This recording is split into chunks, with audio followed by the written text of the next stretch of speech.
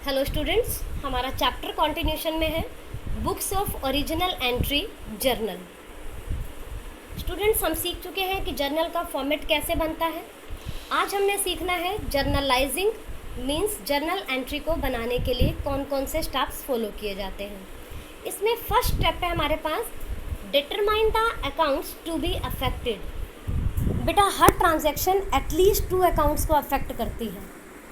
अगर किसी ट्रांजैक्शन से 2 ही अकाउंट्स अफेक्ट हो रहे हैं तो एक अकाउंट डेबिट हो जाता है और दूसरा अकाउंट क्रेडिट हो जाता है। लेकिन अगर 2 से ज़्यादा अकाउंट्स अफेक्ट होते हैं तो total of debit total of credit के इक्वल होता है। इसके बाद सेकंड स्टेप है हमारे पास determine the nature of the accounts affected. जब हम ये आइडेंटिफाई कर लेते हैं कि उस ट्रांजैक्शन से कौन कौन से अकाउंट अफेक्ट हो रहे हैं तो हमारा दूसरा काम है ये देखना कि उन अकाउंट्स का नेचर क्या है। अब नेचर इस बात पे डिपेंड करता है कि आप ट्रेडिशनल अप्रोच फॉलो कर रहे हैं या मॉडर्न अप्रोच। अगर आप ट्रेडिशनल अप्रोच फॉलो कर रहे हैं तो आपको ये डिसाइड करना है कि वो अकाउंट पर्सनल अकाउंट है, रियल अकाउंट है या फिर नॉमिनल अकाउंट है।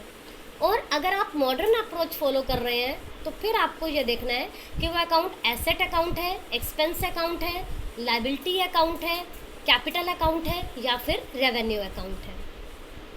इसके बाद थर्ड स्टेप में आपको डेबिट और क्रेडिट के रूल्स अप्लाई करने हैं, या तो ट्रेडिशनल अप्रोच के अकॉर्डिंगली या फिर मॉडर्न अप्रोच के अकॉर्डिंगली।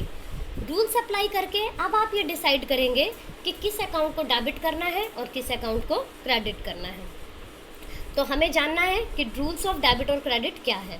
जैसे कि मैंने आपको बताया, डेबिट और क्रेडिट के रूल्स 2 अप्रोचेस होती हैं, एक तो ट्रेडिशनल अप्रोच और दूसरा मॉडर्न अप्रोच।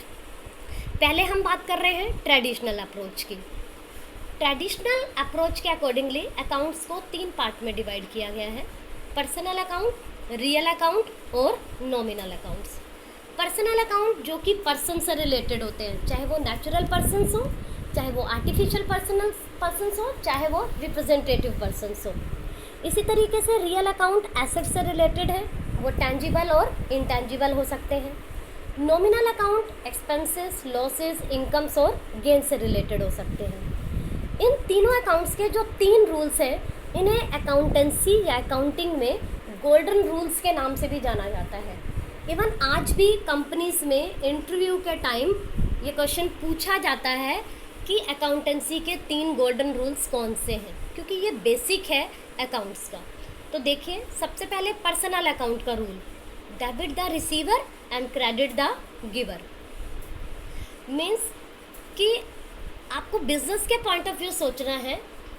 अगर बिजनेस के पॉइंट ऑफ व्यू कोई पर्सन रिसीव कर रहा है तो उसे आप डेबिट करेंगे, और अगर कोई पर्सन दे रहा है तो उसे आप क्रेडिट करेंगे। रियल अकाउंट का rule, debit what comes in and credit what goes out. जो चीज़ बिजनेस के अंदर आ रही है उसे डेबिट करेंगे, जो चीज़ बिजनेस से बाहर जा रही है उसे क्रेडिट करेंगे।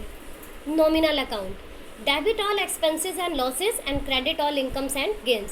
सभी एक्सपेंसेस और लॉसेस को डेबिट करना है और सभी इनकम्स और गेंस बिजनेस के पॉइंट ऑफ व्यू ही सोच करके उसे आपने क्रेडिट करना है।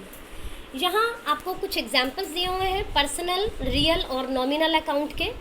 तो देखिए, जैसे पर्सनल अकाउंट है, पर्सनल अकाउंट में राम, मोहन, कोई भी पर्सन का नाम हो सकता है, डेटर, क्रेडिटर, ये चारों एग्जाम्पल्स आपके नेचुरल पर्सनल्स के हैं।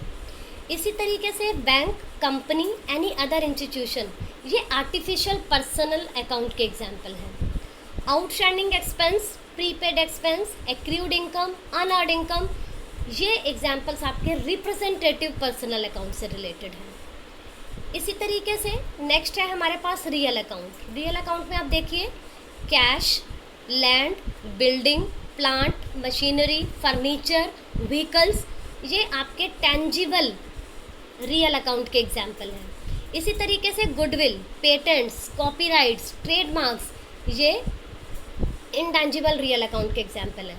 इसमें एक चीज़ ध्यान देने वाली है कि बैंक का बैलेंस रियल अकाउंट में नहीं लिया, क्योंकि bank account personal account, artificial personal account की कैटेगरी में आता है। अब नॉमिनल अकाउंट की बात करते हैं। Salary paid, rent paid, interest paid, bad debts का मतलब होता है जो पैसा डूब जाता है, डिस्काउंट अलाउड, ये एक्सपेंसेस, लॉसेस से रिलेटेड एग्जाम्पल हैं। इसी तरीके से rent received, interest received, bad debts recovered. Bad debts recovered का मतलब होता है पिछला डूबा हुआ पैसा वापस मिल गया, तो वो बैड डेट्स रिकवर्ड हो गई। Bad debts recovered, commission received, ये आपके इनकम्स या गेन से रिलेटेड एग्जाम्पल है। इसी तरीके से दो और एग्जाम्पल लिखे हुए हैं। परचेजेस, परचेज एक्सपेंस होता है और सेल्स किसी भी बिजनेस की रेवेन्यू होती है। इसके अलावा और भी एग्जाम्पल्स हो सकते हैं, यहाँ कुछ एग्जाम्पल्स आपको दिए हुए हैं। अब हम बात करते हैं मॉडर्न अप्रोच की। मॉडर्न अप्रोच के अकॉर्डिंगली अकाउंट्स को 5 पार्ट में डिवाइड किया जाता है। एसेट, एक्सपेंस या लॉसेस, लायबिलिटी, रेवेन्यू और कैपिटल। इनके 5 रूल्स होते हैं। इन रूल्स को मैंने 2 कैटेगरीज में डिवाइड कर दिया, इसलिए रूल 1 और रूल 2 लिख दिया। रूल 1 में मैंने लिखा कि एसेट और एक्सपेंस अगर इंक्रीज हो रहे हैं तो डेबिट होगा। आप देख रहे हो कि एरो इंक्रीज का बना हुआ है। और अगर एसेट या एक्सपेंस में कोई डिक्रीज हो रहा है, बिजनेस के पॉइंट ऑफ व्यू सोचना है, तो उसे हमने क्रेडिट कर देना है। लाइकवाइज रूल 2 में मैंने लिया लायबिलिटी, रेवेन्यू और कैपिटल। इन तीनों में अगर इंक्रीज होता है तो इसे क्रेडिट कर देंगे और अगर डिक्रीज होता है तो इसे डेबिट कर देते हैं। अब यहाँ पर कुछ एग्जाम्पल्स दे रखे हैं एसेट, एक्सपेंसेस, लायबिलिटी, रेवेन्यू और कैपिटल के। एसेट्स के आप देख लीजिए, cash, debtors, bills receivable, land and building, plant and machinery, furniture, goodwill, prepaid expense, accrued income. इसी तरीके से एक्सपेंसेस और लॉसेज में salary, rent, interest on loan, commission, purchases, discount allowed, bad debts, depreciation, interest on capital etcetera. Likewise liabilities में हमारे पास है creditors, loans, bills payable, outstanding expenses, unearned income, bank overdraft, bank loan, mortgage loan, trade payables etcetera. Likewise revenue में हमारे पास है rent received, interest received, commission received, sales, discount received, bad debts recovered, dividend received and interest on drawings etcetera.